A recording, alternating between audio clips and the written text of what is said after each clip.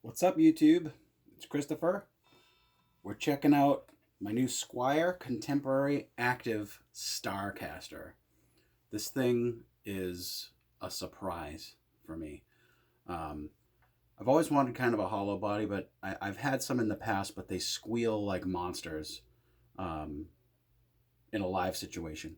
So this one is sealed. There's no F-holes in it. So I figured I'd give it a try because that's usually what causes the squeal is the sound gets into the hole, and reverberates and causes a howl. So I figured I'd give this one a shot. I haven't played with it live yet, but we're gonna find out. So I bought this one because this color is beautiful. It's like a seafoam pearl. I can't remember the actual name of the color, but it's really really pretty. There's a pearlescence to it, like a sparkle in the finish, if you will. This guitar is pretty amazing for a hollow body. It's got active pickups in there, three-way switch, volume, tone. It's got a tom style bridge setup. It's got a bolt-on Fender neck, which is really cool. And I love this headstock. Some people hate it, but I think this headstock is awesome. I think that's the coolest looking thing. It's got the little line underneath that matches with the color of the body. So the neck is fully maple. Is the back of the headstock. We got these black nickel tuners. Got the skunk stripe going down the back there. In the back, you've got an electronics cavity, which is kind of the real reason that I bought this. So I can access the pots and stuff. And there's a battery port here for the active electronics. So what this really is for me is a hollow body that I can easily mod. And that's my plan. So I'm going to make this another Super Squier, along with the Strat that I did a couple of weeks ago. But this thing's pretty surprisingly heavy sounding. So let's go through some tones real quick. I need a pick. Got these. Let's hear some tones. So here's a clean channel. I'm going to start with the bridge pickup.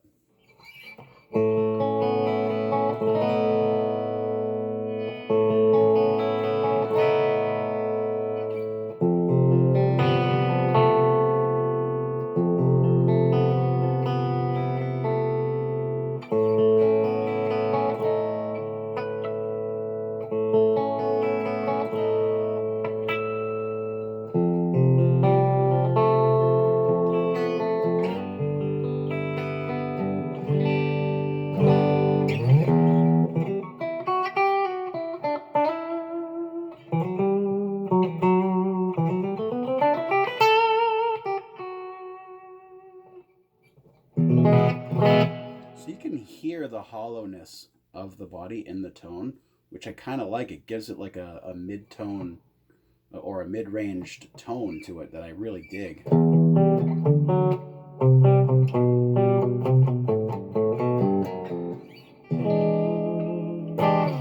Middle position, which is both humbuckers. And I should mention these are ceramic active pickups, so they're really kind of hot.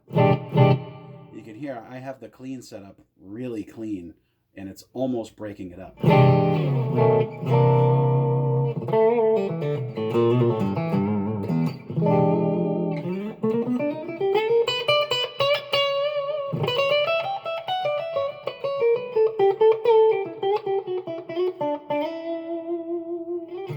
Neck pickup.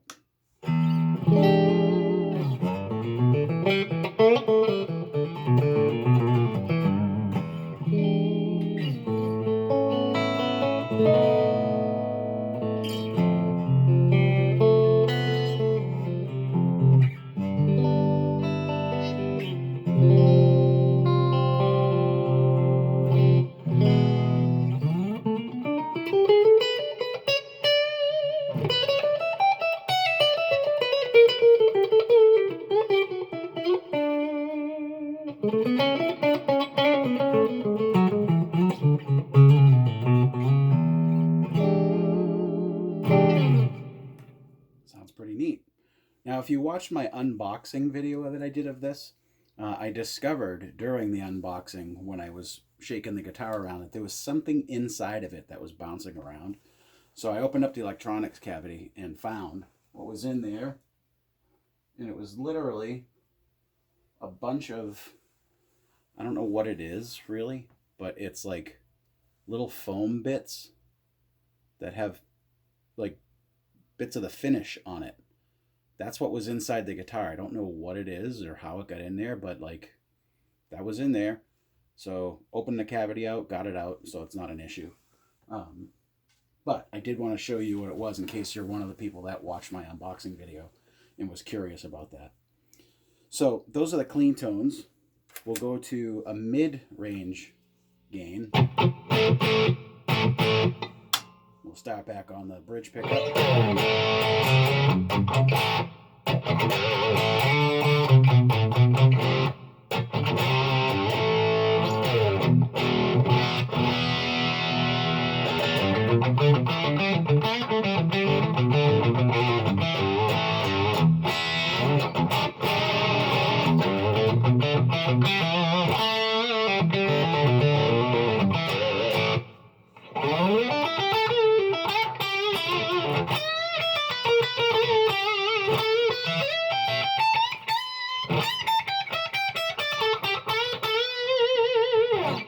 Middle position.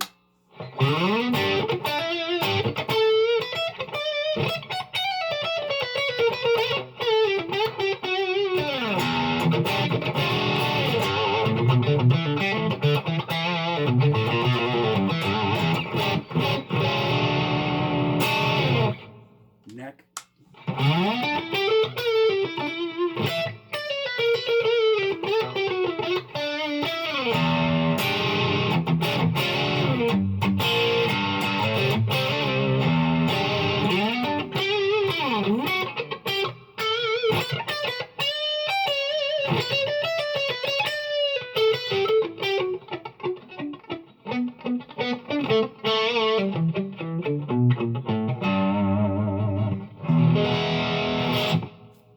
Pretty cool sounding. And then we go to a heavy sound. This is where I think this guitar shines. That's heavy.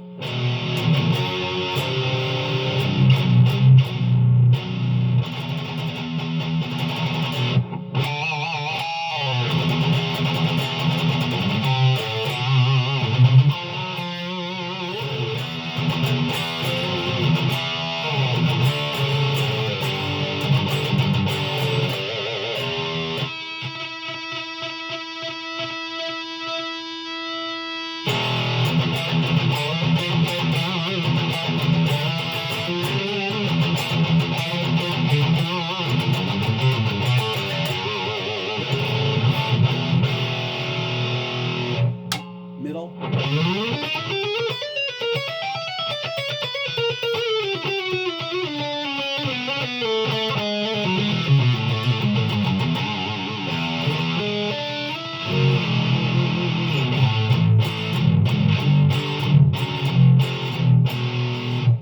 Neck.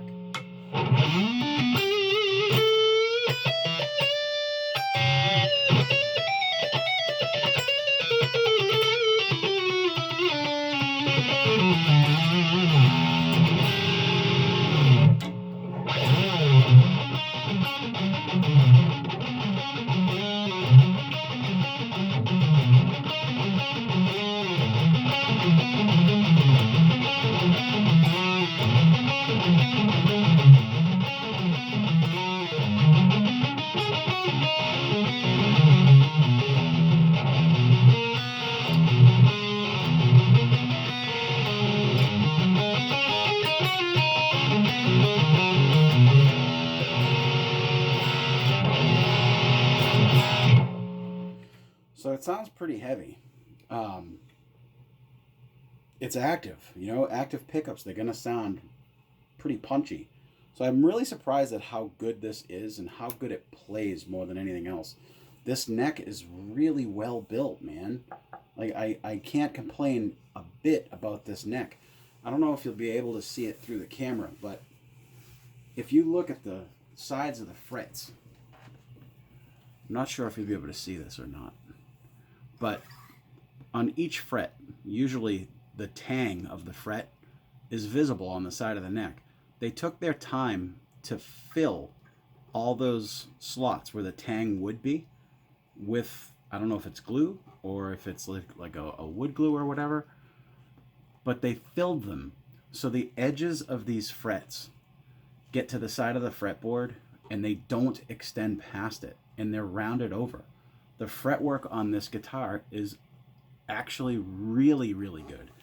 There's no dead spots on any frets. It's a 12-inch radius fretboard, so it's really good because this bridge is also a 12-inch radius, so everything matches up. The other thing that I was very surprised with, for the second time, this is the second time a contemporary Squier has the nut cut perfectly. The actual height of the strings off the first fret is exactly where I would want it. And I'm blown away that that's the second time that I've gotten a Squier with the nut set up perfect. I don't have to touch it. All I had to do to this, for my personal taste, and I didn't even need to do it really, was I lowered the bridge down a little tiny bit, just to flatten the action out a little bit up top. It got a little spongy up here with the factory set. But that's it. Now, I am doing a super Squier with this guy, so I've bought some components that I'm going to put in. The first thing that I bought was a set of ratio staggered locking tuners that I'm going to put on there. And my favorite thing that I can't wait to do, I'll probably have a separate video just for these, is these bad boys right here. So I got a set of Fishman Tosin Abasi signature pickups.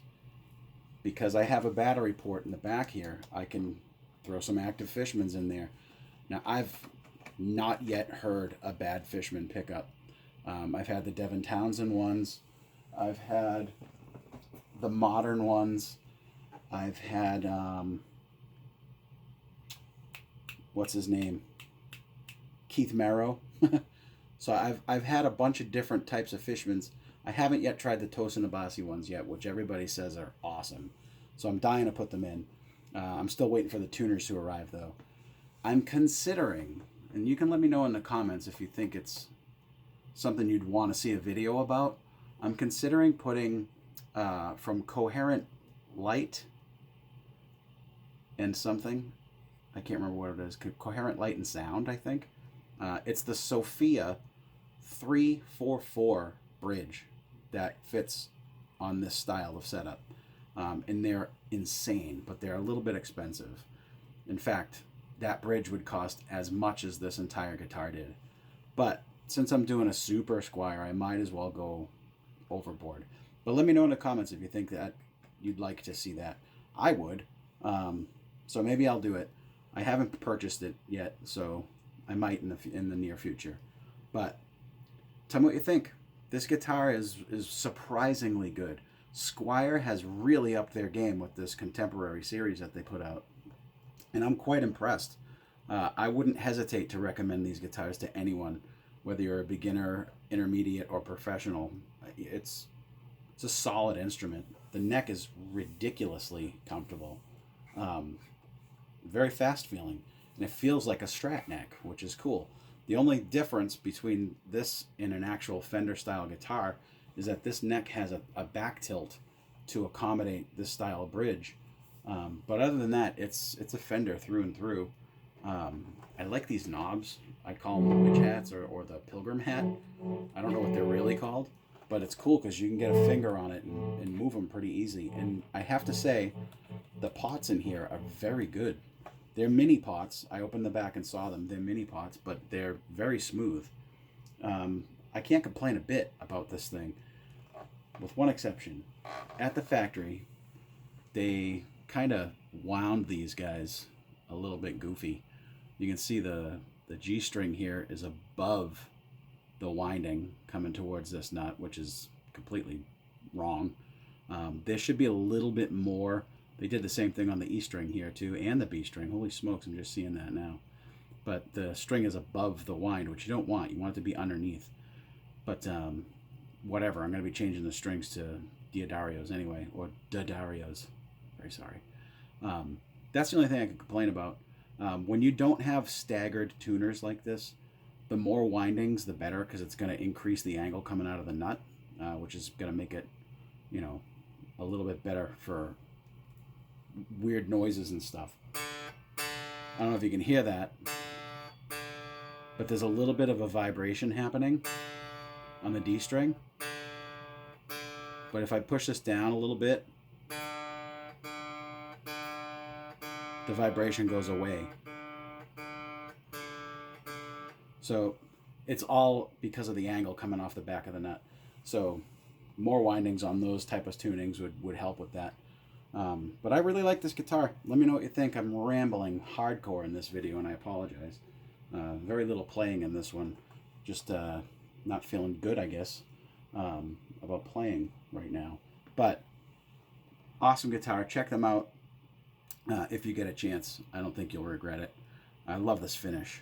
They got them in black and another one in ice blue, I think it's called. And they're really cool. Check them out.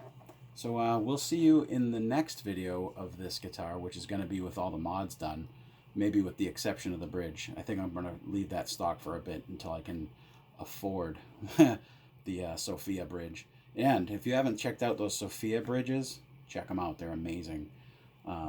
It's like new technologies, and it's really, really interesting. That's why I want to get one, try it on here. So yeah, I'll see you in the next video when this thing's all souped up and nasty. So peace out, YouTube.